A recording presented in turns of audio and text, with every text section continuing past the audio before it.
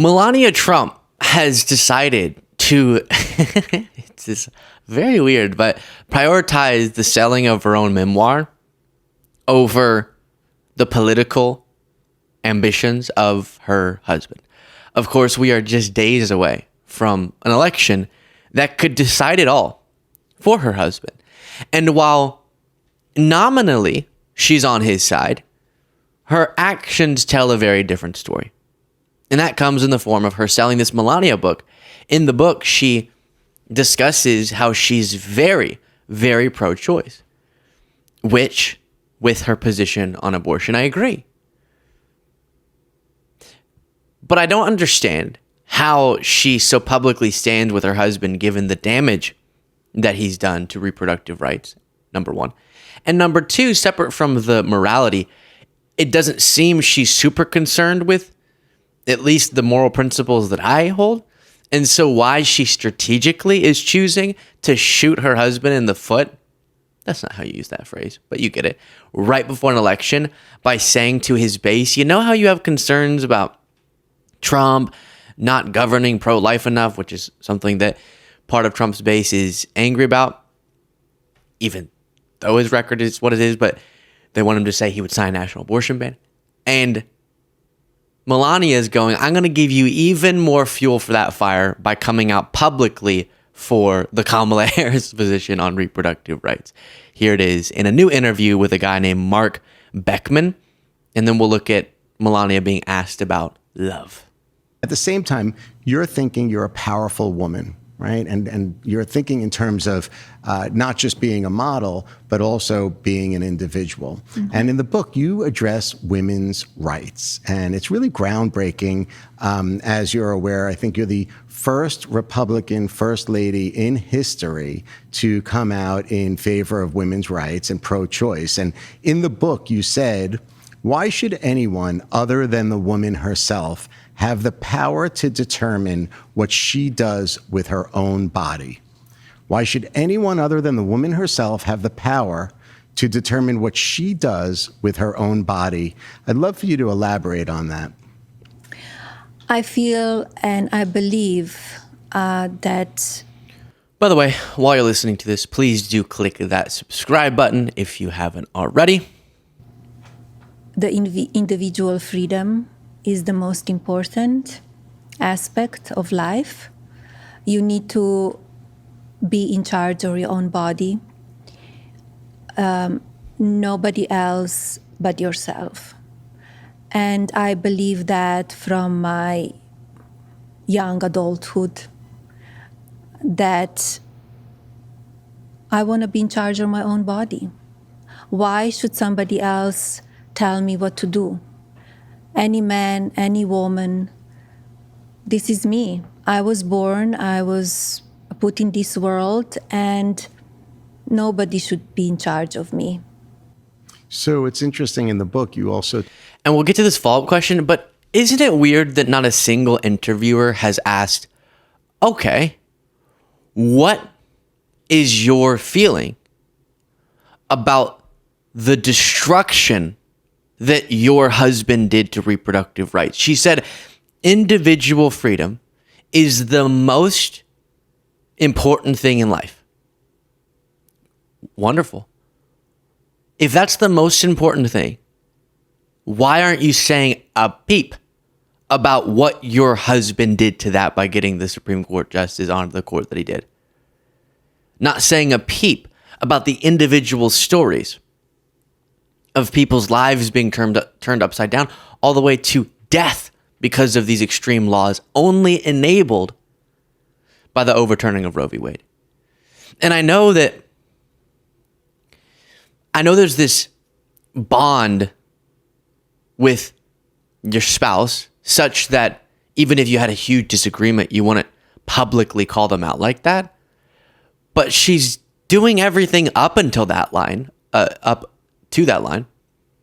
She's coming out right before an election and causing a political headache for him. Clearly, she doesn't feel like priority one needs to be protecting her husband.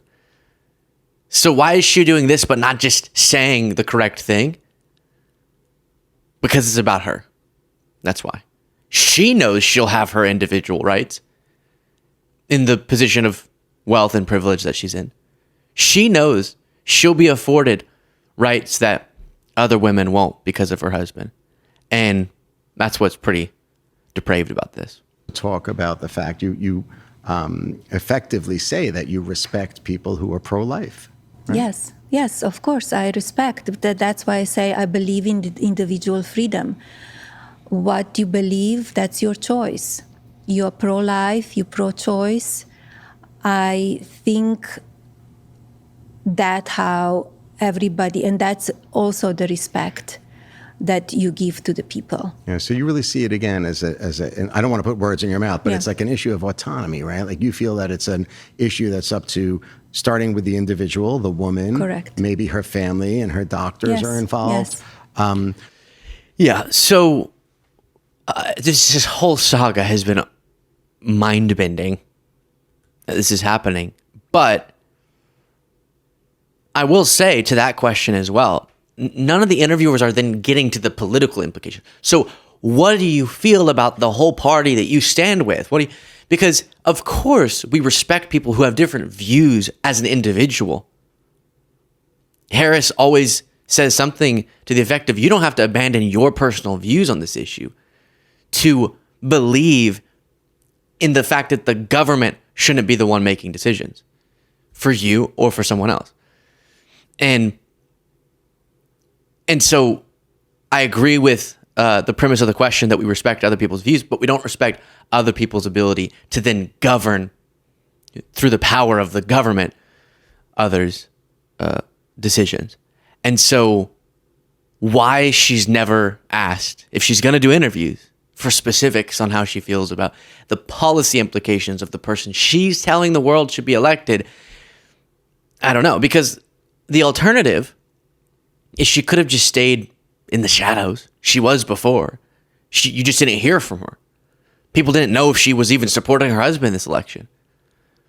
She chose to come out and say, yes, I am, and here's a memoir, and I'm going to do interviews saying the left's so unfair to my husband. And if you're going to do that, then she should be asked questions like any public figure is asked. Tough questions.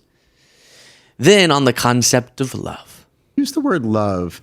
The word love is so powerful. Frankly, I think we need more love in the world today. I remember the Beatles sang that song, Yeah. All You Need Is Love, right? Yeah. What's your definition of love? I think love is vital for the relationship and for everyone. I think we have different kinds of love. I think the most important is to have a self-love first, because if you love yourself, then you could love other people. You need to be the leader of your life. You need to connect with other people and respect them. With that, you're showing them love as well. But I think the love is the one and only thing really that you need in the beginning. Has it provided you with a foundation to walk through your life? Is love one of the key pillars that holds up Melania Trump? Yes, it is. And you could say the love of my family, and also love of myself, love of art, love of fashion, love of community, love of giving. All right, we saved ourselves at the end there. Love of myself, love of my fashion, love of my beauty, love of my giving to people, other people too, I guess. By the way, that phrase, a lot of people say it, you have to love yourself before you can love other people. I understand the sentiment, and feel free to disagree with me on this, but I actually have long believed that often when you're lost in your own love for yourself, and that's sort of tenuous at the moment, the best thing to do is to learn to love yourself through loving others. So start with loving others, pouring out for others, and often you actually will find better resonance with yourself. And often I think people get caught up for too long devoting too much energy to trying to just, in their own world, love themselves when going out there and treating others with respect and kindness and trying to love other people can actually give you the purpose and the identity to then love yourself. But feel free to disagree there. I would be interested on the question of love. If we want to live in a world that is filled with more love, Melania, what do you think that your husband could do better on that front with? Because I think he's been really abusing love since he got into politics. And then I appreciate the sentiment from Mark Beckman, but I think some people just try to wish love into existence. It would be great if we could all just love, instead of understanding love is as much a practice, an action, as it is a feeling or something cerebral. And so making a world that is more the embodiment of love, I'm getting so woo-woo right now, is actually through hard work often. I think some of the people who have done the most work in the interest of love, as abstract as that concept is, have done so in a way that required a whole lot of hard, grueling work. And so the movement that I, put myself in the category of, our political movement, I do think is working in the interest of policies and ideas that further love, as abstract as that is. Very, I should say, more so at least than what Melania is standing with. I'll leave it there. Let me know what you thought in the comments. Support the show, get the bonus show by clicking the join button below.